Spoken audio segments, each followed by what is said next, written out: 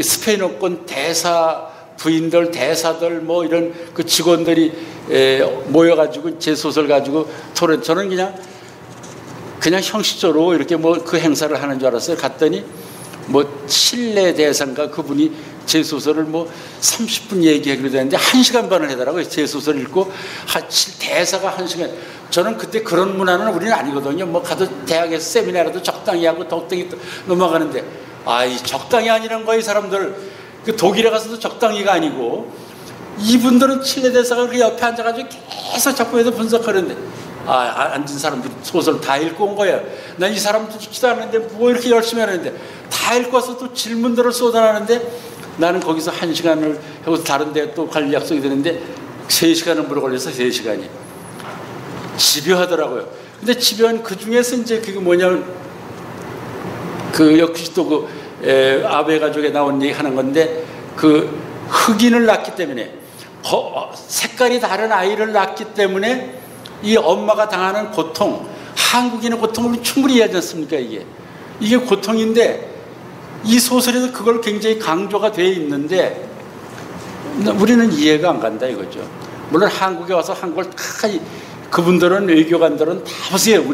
오히려 우리 뭐 사람도 더 많이 알더라고요. 왔는데도 알지만은, 그걸 다 순혈주의도 알고 뭐 다 알겠지만은, 우리는 다른 색깔의 그 아기가 나오면 막 축하를 받고 뭐 경사가 나는데, 이거는 한국인들은 자기와 다른 것에 대한 거부감, 자기가 가진 것과 다른 것에 대한 거부감이 너무 강하다 이거죠.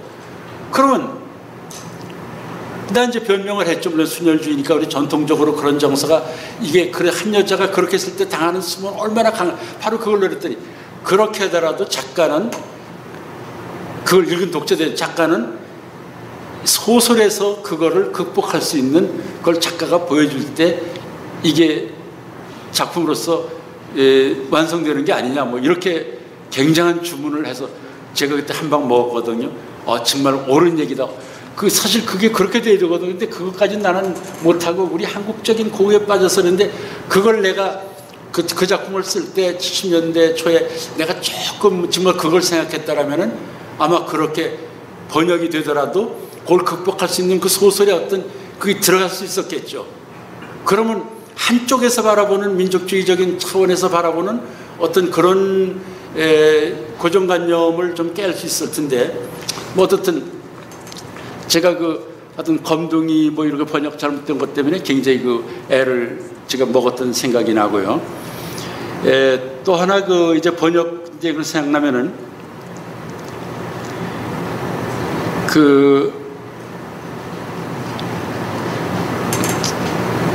여기 계신 분들은 이제 우리가 어떤 문장에 의해서 소설이 이제 줄거리가 전해진다면은, 그 문장의 어떤 때깔, 문체가 있지 않습니까? 스타일이라는 것. 이 문학 작품에는 어떤 스타일이라는 게 굉장히 중요하거든요. 거기 톤까지 포함되는데, 어떤 말하는 정조, 어조까지 스타일. 우리 스타일을 뭐 우리가 생각하면 스타일이 뭐 사람도 스타일, 어떤 스타일이라는 것이고, 우리가 말하는 우리 작가들이 스타일을 얘기할 때는 서술하는 어떤 자기 마음속에서 어떤 좀 시니컬하게, 이렇게 좀 시니컬하게 이 얘기를 좀 부정적으로 시니컬하게 얘기할 것인가, 아니면은 아주 온순하게 따뜻하게 긍정적으로 아주 빛깔로 말하면 노랗게 아주 따뜻하게 이렇게 얘기를 풀어갈 것인가, 아니면 험악하게 거칠게 얘기를 풀어갈 것인가. 이거를 쓸 때뿐 아니라 자기가 무슨 체질적으로 작가가 소설을 자기가 쓰면서 뭔가 가지고 있는 게 있거든요. 그게 이제 스타일이라고 볼 때, 저는 이제 궁금한 게 그거예요. 이제 스타일이 나름대로 작가들은 작품의 스타일인데, 저는 이제 소설을, 한국 작가니까 한국 소설을 좀 많이 읽다 보면은 왜냐면 그 작가의 작품을 읽는데, 작가 제목을 만약 이문열 소설을 읽는다든가, 또 뭐 이문구의 소설을 읽는다든가, 조세의 소설을 읽는다든가, 또 뭐 윤은결의 소설을 읽는다든가 김원일의 소설을 읽는다든가 뭐 요즘에 젊은 작가들 난 박민규 소설도 읽어도 김영하 소설 뭐 요새 권여선 요새 내가 권여선에 많이 빠져 있는데 권여선 소설 읽는다든가 뭐 작가 그거 없어도 난 가려낼 것 같아요. 천운영 소설도 난 가려낼 것 같아요. 그게 뭡니까? 가려내 그 스토리가 이렇게 또 이런 뭐 복잡해져 무슨 뭐 레즈비언들이 얘기를 하고 하더라도 뭐 다르고 얘기 스토리 때문에 알아내는 게 아니라 그 말하는 투 문장 때문에 나는 알아낸다는 얘기죠. 그게 상당히 중요한 거 아니겠습니까? 스타일이. 그럴 때 한 작가의 작품을 지배하는 거는 그 작가의 의식이라든가 주제라든가 모든 거 다 그 중이지만 결국 스타일이 지배하는 것이 아닌가. 그 작가만이 가진 그 스타일.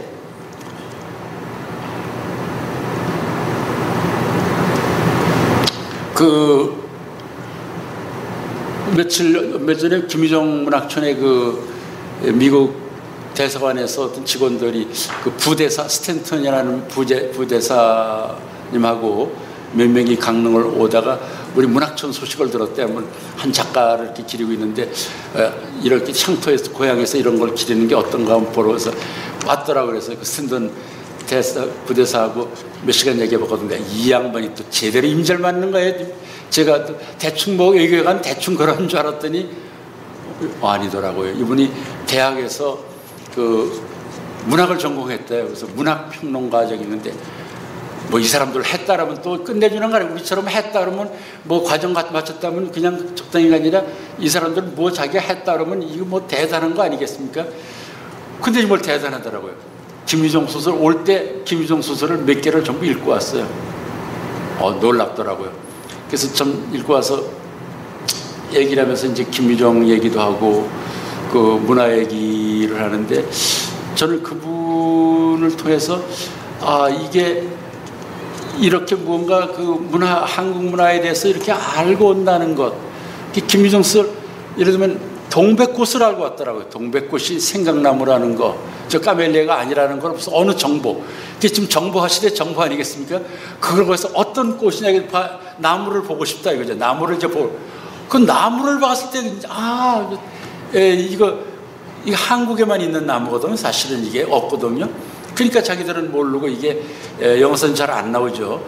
이런 것들을 하는 그 지역의 문화를 완전히 이해하는데 또 하나 그 놀란 거는 제가 물론 전 시간에 데려가서 제가 오는 사람을 소개하는 게 뭐냐면 한자를 김유정은 하나도 안 썼어요. 소설에.